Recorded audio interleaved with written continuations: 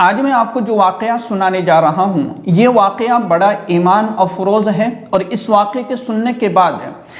ہمارے اندر نماز تہجد کا شوق اور جذبہ پیدا ہوگا۔ حضرت امام احمد بن حنبل رحمۃ اللہ علیہ اپنے وقت اور اپنے زمانے کے بہت بڑے امام تھے، اور امام شافعی رحمۃ اللہ علیہ یہ بھی اپنے وقت کے بہت بڑے امام گزرے ہیں، اور یہ استاذ ہے حضرت امام احمد بن حنبل رحمۃ اللہ علیہ کے، اور امام احمد بن حنبل یہ شاگرد ہے امام شافعی رحمۃ اللہ علیہ کے۔ تو ایک مرتبہ حضرت امام شافعی رحمۃ اللہ علیہ نے حضرت امام احمد بن حنبل رحمۃ اللہ علیہ کو خط لکھا کہ ملاقات کیے ہوئے بڑے دن ہو گئے، آپ چلے آئیے، ملاقات ہو جاوے گی۔ تو امام احمد بن حنبل رحمۃ اللہ علیہ نے خط کا جواب لکھا کہ فلاں دن فلاں تاریخ کو میں انشاءاللہ آپ سے ملاقات کے لیے پہنچ جاؤں گا۔ تو امام شافعی رحمۃ اللہ علیہ نے اس دن اور اس وقت کا انتظار کیا، اور آپ نے اپنے گھر والوں کو، اپنے رشتہ داروں کو، یہاں تک کہ بادشاہ اور وزراء اور عمراء تمام کے تمام لوگ حضرت امام احمد بن حنبل رحمۃ اللہ علیہ کے تشریف آوری کے انتظار میں تھے۔ اور جب وہ دن اور وہ تاریخ پہنچی تو تمام کے تمام لوگ آپ کے استقبال کے لیے پہنچ گئے، اور آپ کا بڑا خیر و مقدم کیا گیا اور آپ کا استقبال کیا گیا۔ جب رات کا وقت ہوا اور کھانے کا انتظام کیا گیا، حضرت امام شافعی رحمۃ اللہ علیہ نے دسترخوان لگایا۔ تو اس زمانے میں معمول یہ تھا کہ جو اولیاء اللہ ہوتے تھے اور اللہ والے ہوتے تھے، ان کا معمول یہ تھا کہ وہ کھانا بہت کم کھایا کرتے تھے، لیکن امام احمد بن حنبل رحمۃ اللہ علیہ نے کھانا بہت زیادہ کھایا، اور اسی طریقے سے جو ہے سب لوگ دسترخوان سے اٹھ چکے تھے، سب لوگ اٹھ گئے، لیکن امام احمد بن حنبل رحمۃ اللہ علیہ کھانا کھائے جا رہے ہیں۔ تو لوگوں کو بڑا تعجب ہوا کہ امام شافعی جو اتنے بڑے امام ہیں وہ ان کا تذکرہ کرتے ہیں، ان کی تعریف کرتے رہتے ہیں کہ امام احمد بن حنبل ایک بہت بڑے امام ہیں، اور لوگ ان کے بڑے معتقد ہیں، بڑے ماننے والے ہیں، بڑے عقیدت مند ہیں۔ یہ تو جو ہے ایک خلاف عمل ان کا جو دکھائی دے رہا ہے وہ خلاف عمل ہے، ان کا تو عمل ہے ہی نہیں۔ جو بزرگ ہوتے ہیں وہ تو کھانا بہت کم کھاتے ہیں، اولیاء اللہ کھانا بہت کم کھاتے ہیں، لیکن لوگ خاموش رہے۔ پھر حضرت امام شافعی رحمۃ اللہ علیہ کی بچیوں نے جس کمرے میں ان کو آرام کرنا تھا، اس کمرے میں ان کی بچیوں نے جو ہے پانی کا لوٹا رکھا، اسی طریقے سے جو ہے جو کچھ انتظام ہوتا ہے رات میں نماز تہجد کے لیے مصلی رکھنا، اسی طریقے سے انہوں نے انتظام رکھا، پانی بھر کے رکھ دیا کہ امام احمد بن حنبل رات میں اٹھیں گے، وضو کریں گے اور پھر نماز تہجد اور رات کی عبادت کریں گے۔ لیکن صبح اٹھے تو بچیوں نے دیکھا کہ پانی ویسے کا ویسے بھرا ہوا ہے، پانی بھی استعمال نہیں کیا۔ تو مطلب یہ ہے کہ امام احمد بن حنبل نے رات میں نماز تہجد بھی ادا نہیں کی، رات میں نماز تہجد بھی ادا نہیں کی۔ تو نماز فجر کے بعد جب نماز سے فارغ ہوئے تو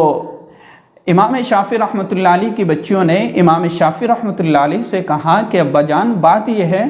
کہ رات میں انہوں نے کھانا بھی زیادہ کھایا، اور دوسری بات یہ ہے کہ ہم نے رات میں پانی کا لوٹا بھر کر کے رکھا تاکہ یہ نماز تہجد کے لیے وضو کریں گے، نماز تہجد ادا کریں گے، انہوں نے نماز تہجد بھی نہیں پڑھی، اور آپ تو ان کی بڑی تعریف کرتے تھے کہ یہ تو اتنے بڑے ولی ہیں۔ تو پھر امام شافعی رحمۃ اللہ علیہ کو بھی بڑا شک ہونے لگا۔ ایک طرف حضرت امام احمد بن حنبل رحمۃ اللہ علیہ سے پوچھا لے جا کر کے، کیا بات ہے، آپ تبدیل ہو گئے، آپ چینج ہو گئے، یا آپ کی کیفیت بدل گئی؟ یہ سارا معاملہ نظر آ رہا ہے۔ امام احمد بن حنبل رحمۃ اللہ علیہ نے کہا کہ بات وہ نہیں ہے کہ جو لوگوں میں پھیل چکی ہے، بلکہ بات دراصل یہ ہے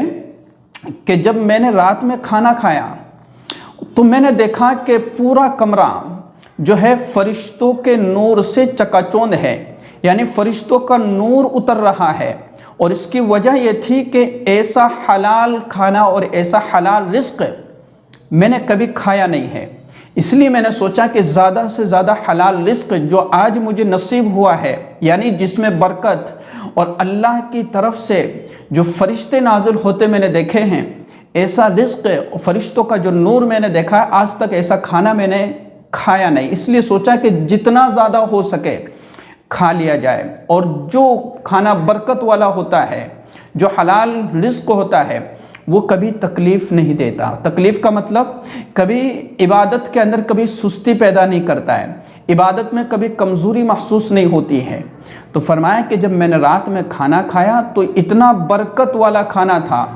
کہ جب میں رات میں بستر پر لیٹنے کے لیے گیا تو مجھے نیند نہیں آئی، تو پھر میں پوری رات جو ہے قرآن اور حدیث کے مسائل سے، قرآن اور حدیث سے میں مسائل کا استنباط کرتا رہا، یعنی قرآن اور حدیث کے جو ہے میرے سامنے اس کے معانی اور مفہوم کھلتے چلے گئے، اور میں رات میں 100 مسائل میں نے قرآن اور حدیث سے نکالے۔ تو کیا پتہ چلا کہ حلال کھانے سے اور حلال رزق سے اللہ تبارک و تعالیٰ قرآن اور حدیث کا علم عطا فرماتے ہیں۔ اللہ تبارک و تعالیٰ جسم کو طاقت اور تندرستی عطا فرماتے ہیں۔ اور اسی طریقے سے دوسری بات یہ پتہ چلی کہ انہوں نے عشاء کے وضو سے جو ہے رات بھر جو ہے ایک اللہ کی عبادت میں رہے اور قرآن اور حدیث کی غور و فکر میں رہے، اور صبح نماز تہجد اور نماز فجر اسی وضو سے ادا کی ہے۔ اور دوسری بات کیا پتہ چلتی ہے کہ امام شافعی رحمۃ اللہ علیہ کی بچیاں، امام شافعی رحمۃ اللہ علیہ کی بیٹیاں، کہ انہوں نے جب بھی کھانا بنایا تو بسم اللہ پڑھ کر کے بنایا۔ یعنی بسم اللہ کی اتنی برکت ہے کہ جس چیز پر جو اچھی چیز ہے اس پر بسم اللہ پڑھ دی جاتی ہے تو اللہ تبارک و تعالیٰ اس چیز میں برکت نازل کر دیتا ہے۔ تو کتنی خوبصورت اور اسی طریقے سے کتنے بہترین گھرانے ہوں گے وہ کہ جن کی بچیاں بھی بسم اللہ پڑھ کر کے کھانا بنا رہی ہے، اور کتنی نیک ہوگی وہ بچیاں کہ جن کے ہاتھوں سے بنے ہوئے کھانے میں اللہ تبارک و تعالیٰ اتنی برکت ڈال دیتا ہے کہ ایک وقت کا بڑا امام اس کھانے کو کھا کر کے اور قرآن اور حدیث سے مسائل کا استنباط کر رہا۔ اور یہ بات یقینی ہے کہ آدمی جب حلال رزق کھاتا ہے تو اللہ تبارک و تعالیٰ اس کی عبادت میں لطف اور مزہ اس کو عطا فرما دیتے ہیں، اور اگر کھانا حلال نہیں ہے بلکہ حرام ہے یا شک اور شبہ والا ہے تو پھر اس کا نقصان کیا ہوتا ہے، عبادت سے لطف اٹھ جاتا ہے۔ تو اس طرف ہمیں توجہ دینا ہے کہ ہمارا جو کھانا ہے وہ حلال ہو، حلال رزق ہو، اور ہر اچھا کام جو بھی ہم کریں اس میں ہم بسم اللہ پڑھ لیں تو اللہ تبارک و تعالی ہماری ہر چیز میں برکت عطا فرما دے گا۔ تو اس ویڈیو کو زیادہ سے زیادہ شیئر کیجیے گا۔ السلام علیکم ورحمۃ اللہ وبرکاتہ۔